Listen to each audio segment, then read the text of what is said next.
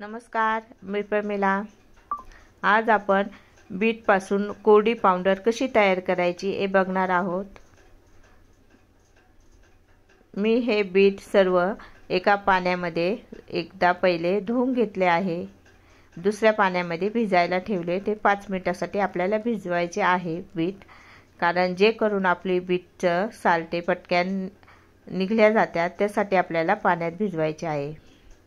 Beat me हे स्वच्छ करून एका पाण्याने धुतले आहे, परत दुसऱ्या पाण्यामध्ये टाकले तर एकदम बीटचा कलर पण लाल झाला आणि पाण्याचा पण कलर लाल झाला आहे।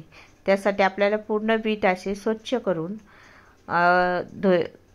घ्यायचे आहे आणि नंतर आपल्याला साल्ट काढायचे आहे, कारण बीटवर खूप माती असते। बीटमध्ये अशी साल्टे पूर्ण आपल्याला काढायचे आहे, कारण त्याच्यामध्ये माती असते ती आपल्याला कचकच लागणार नाही। त्याच्यामुळे आपले सगळे बीटचे साल असे काढून घ्यायचे आहे।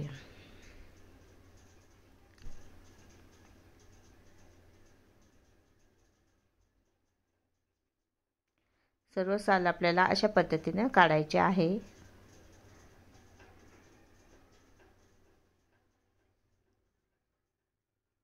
आपण चाकूने पण काढू शकतो वरचे, पण हे असे सोपे जातात आपल्याला।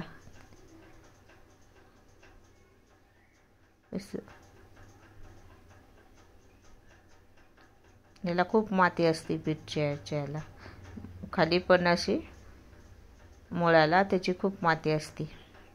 हे सगळे बीट माझे असे काढून झाले आणि हे ना साल्टे आपल्याला कढईमध्ये पाण्यात टाकीत आहे। मी ते पाणी फेकायचं नाही, आपल्याला ते झाडाला टाकायचं आहे, कारण बीटमध्ये खूप जीवनसत्व असतं आणि हे साल्टे आपल्याला ते सुकवायचे आहे, जे करून आपल्याला पावसाळ्यामध्ये त्याचा झाडांना उपयोग होईल, खत म्हणून उपयोग होईल त्या साल्ट्याचा।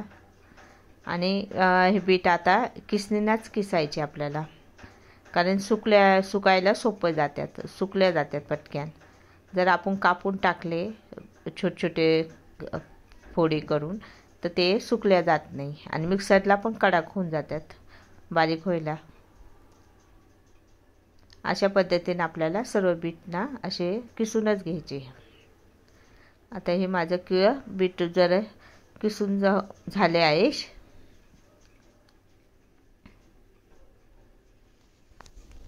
आपण 2 पाण्याने धुतल्यामुळे बघा बीटचा कलर किती लाल झाला आहे। आता हे बीट आपण 2 प्रकारचे करणार आहे। याची पावडर कशी तयार करायची, सरबतसाठी पण आणि आपल्याला केकसाठी पण उपयोगी येईल, त्यासाठी आपल्याला 2 तुटक असे ठेवायचे आहे।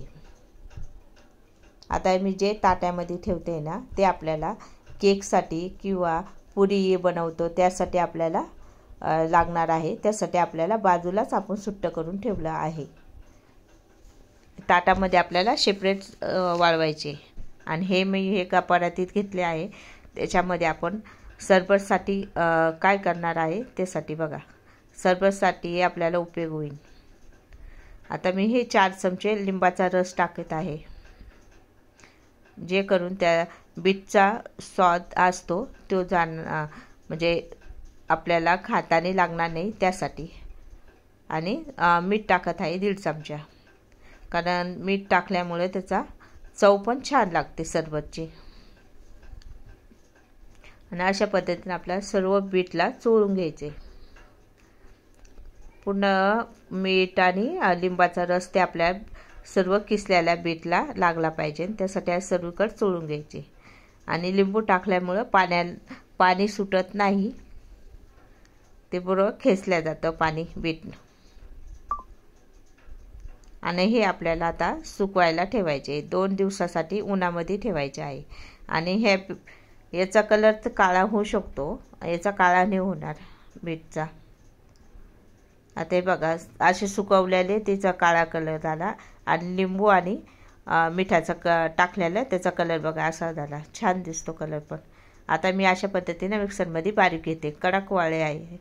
हे बघा जे लिंबू आणि मीठ टाकले, त्याचं बघा कलर किती छान आला आहे, एकदम गुलाबी गुलाबी. आणि याचा थोडासा फिक्कट आला आहे. आणि हा फिक्कट आहे तो आपल्याला केकसाठी आणि याच्यासाठी होणार आहे त्याचा उपयोग आपल्याला केक पुरी वगैरे बनवायला. आता मी सरबत तयार करते बघा. अशा पद्धतीने आपलं सरबत घ्यायचं, अर्धा चमचा टाकायचं, साखर टाकायचं आणि आपल्याला जेवढं पाहिजे तेवढं गोड करू शकतो आपण, किंवा पिठी साखर पण टाकू शकतो पटकन विरघळायसाठी. झालं माझं सरबत तयार. आणि तुम्ही एकदा करून बघा, आवडलं तर लाईक करा, सबस्क्राईब करा. बघा माझं सरबत झालं किती छान आणि आपल्या चेहऱ्याला पण चांगलं असतं. Okay, bye.